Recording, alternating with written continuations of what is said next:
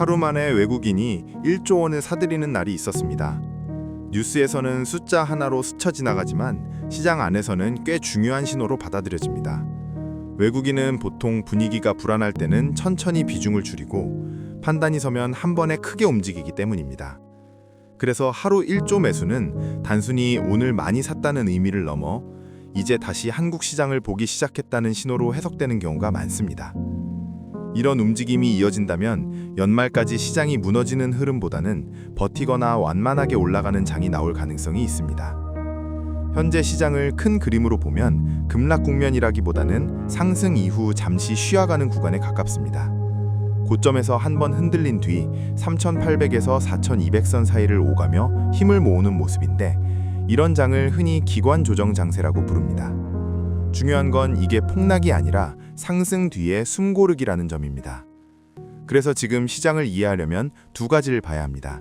왜 흔들렸는지, 그리고 그 원인이 지금은 어떻게 변하고 있는지입니다. 11월 조정의 첫 번째 원인은 금리였습니다. 당시 시장에는 금리 인하가 생각보다 빠르게 이어지지 않을 수 있다는 해석이 퍼졌고 이건 곧바로 주식시장에 부담으로 작용했습니다. 왜냐하면 주식시장은 지금의 실적보다 앞으로의 환경을 먼저 가격에 반영하는 곳이기 때문입니다. 금리가 언제 얼마나 내려가느냐는 기업들이 앞으로 돈을 빌릴 때의 비용과 투자 여력을 직접적으로 바꿉니다. 금리가 높은 수준에 오래 머물면 기업 입장에서는 이자가 부담이 되고 투자를 줄이게 됩니다. 그러면 자연스럽게 성장 속도에 대한 기대가 낮아지고 특히 미래의 성장성을 보고 투자하는 성장주와 기술주는 가치평가가 보수적으로 바뀔 수밖에 없습니다. 그래서 금리 인하가 늦어질 수 있다는 말 한마디에도 시장은 민감하게 반응합니다. 당시 시장의 걱정은 단순히 이번에 금리를 안 내릴 수도 있다가 아니었습니다. 진짜 불안은 금리 인하 사이클 자체가 생각보다 짧아지는 것 아니냐는 부분이었습니다. 만약 금리를 한두 번만 내리고 끝난다면 그동안 주가에 반영돼 있던 기대가 한꺼번에 조정될 수 있기 때문입니다. 그래서 시장은 그 가능성 앞에서 한번 움찔했습니다. 하지만 시간이 지나면서 시장의 시선은 조금 달라졌습니다. 연준이 제시하는 점도표는 고정된 계획이 아니라 경제 상황에 따라 언제든 바뀔 수 있는 현재 기준의 예상치라는 점이 다시 강조되기 시작했습니다. 실제로 물가가 안정되고 유가가 내려가고 고용지표가 둔화된다면 연준이 더 완화적인 방향으로 움직일 여지는 충분합니다. 이런 흐름이 정리되면서 시장은 속도에 대한 논쟁은 남아있지만 금리 인하라는 큰 방향 자체가 꺾인 건 아니다라는 쪽으로 인식을 바꾸기 시작했습니다. 그래서 금리 불안은 완전히 사라진 건 아니지만 주가를 크게 흔들 만큼의 공포에서는 점점 멀어지고 있는 상태로 볼 수 있습니다. 두 번째 원인은 AI에 대한 불안함이었습니다. AI는 올해 시장을 끌어온 가장 강력한 주제였고 거의 모든 상승의 출발점이었습니다. 문제는 주제가 강하면 강할수록 기대가 실제보다 앞서 나가기 쉽다는 점입니다. AI 관련 투자가 계속 확대되다 보니 시장에서는 자연스럽게 이런 질문이 나오기 시작했습니다. 이렇게 많은 돈을 쓰고 있는데 정말 그만큼의 수익이 나오고 있는가? 특히 투자자들이 부담을 느낀 부분은 데이터 센터 투자 속도와 기업들의 카펙스, 즉 설비 투자 규모였습니다. AI 경쟁에서 뒤처지지 않기 위해 기업들은 앞다투어 서버를 늘리고 데이터 센터를 짓고 반도체를 사들이고 있습니다. 이 과정에서 당장의 비용은 빠르게 늘어나는데 수익은 시간이 지나야 확인됩니다. 시장은 이 간격을 불편해합니다. 그래서 투자는 계속 늘어나는데 이익은 아직 충분히 보이지 않는다는 인식이 퍼지면서 한 번쯤 겁을 먹을 수밖에 없었습니다. 이런 의심이 커질수록 주가는 더 예민해집니다. AI와 직접적으로 연결된 종목들은 작은 악재에도 크게 흔들리고 혹시 우리가 너무 앞서간 건 아닐까라는 생각이 시장 전반으로 퍼졌습니다. 이게 바로 AI 피로감이 조정으로 이어진 이유입니다. 하지만 이 논란을 잠재운 건 전망이나 설명이 아니라 실제 숫자, 즉 실적이었습니다. 주요 기업들의 분기 실적이 발표되면서 AI 관련 매출과 수요가 생각보다 빠르게 현실화되고 있다는 점이 확인됐습니다.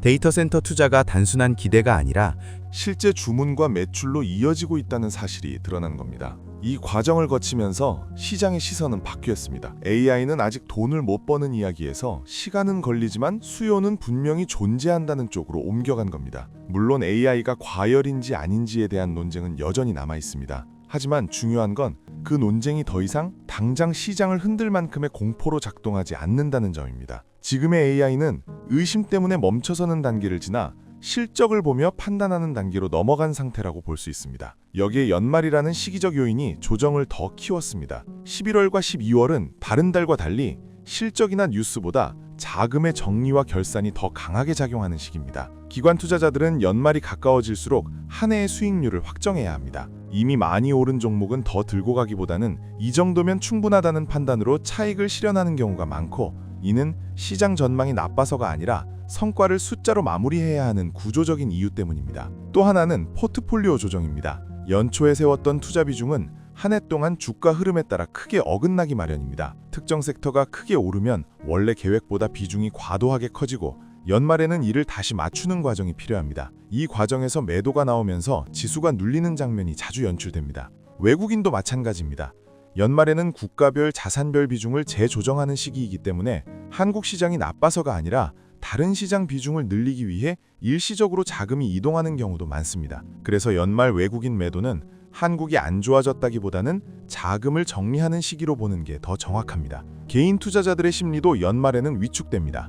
이미 한 해 동안 시장을 경험한 상태라 새로운 결정을 내리기보다는 관망하려는 경향이 강해지고, 거래량이 줄어들면서 적은 매도에도 지수가 쉽게 흔들리는 구조가 만들어집니다. 이 모든 요소가 겹치면 큰 악재가 없어도 지수는 위로 잘 못 가고, 작은 뉴스에도 아래로는 쉽게 눌리는 모습이 나타납니다. 그래서 11월과 12월 초의 조정은 방향성 하락이라기보다는 수급 공백에서 생기는 흔들림에 가깝습니다. 중요한 건 이런 흐름이 일시적이라는 점입니다. 연말이 지나면 기관은 새해 자금을 다시 집행해야 하고, 외국인도 새로운 포지션을 잡기 시작합니다. 그래서 연말 조정이 끝난 뒤에는 생각보다 빠르게 분위기가 바뀌는 경우도 적지 않습니다. 결국 이번 조정 역시 시장이 무너질 신호라기보다는 연말이라는 시간대가 만들어낸 자연스러운 숨고르기로 보는 게 합리적입니다. 이런 상황에서 요즘 시장이 잘 무너지지 않는 이유도 분명합니다. 빠지면 사겠다는 대기 자금이 많기 때문입니다. 올해 한 차례 큰 상승을 경험한 뒤 조정이 오면 이번엔 담자는 돈이 붙습니다. 그래서 하락이 나오더라도 과격하게 내려가기보다는 일정 구간에서 매수가 들어오며 지수를 받치는 형태가 반복됩니다. 외국인이 하루에 1조 원을 사들이는 장면은 바로 이런 되돌림이 눈에 보이게 나타난 사례라고 볼 수 있습니다. 이쯤 되면 많은 사람들이 묻습니다. 이럴 때 현금을 들고 있어야 하나요? 하지만 현금 비중에는 정답이 없습니다. 중요한 건 비율이 아니라 기준입니다. 이미 많이 오른 주도주를 노리는 전략이라면 당연히 현금을 남겨두는 게 맞지만, 시장을 둘러봤을 때 아직 오르지 못했고 가격 부담이 크지 않은 종목들이 많다면 굳이 큰 현금을 들고 있을 이유는 줄어듭니다. 특히 초보 투자자일수록 현금을 몇 %보다 내가 보려는 종목이 지금 비싼지 아닌지를 기준으로 판단하는 게 더 안전합니다.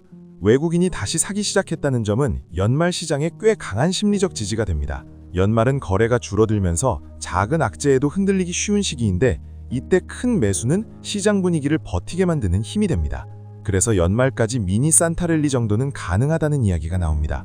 물론 확정은 아니지만 금리 공포와 AI 의심이 환화되고 실제로 들어오는 돈이 보인다면 시장은 쉽게 꺾이지 않습니다. 그래서 지금 시장을 보는 핵심 관점은 하나입니다.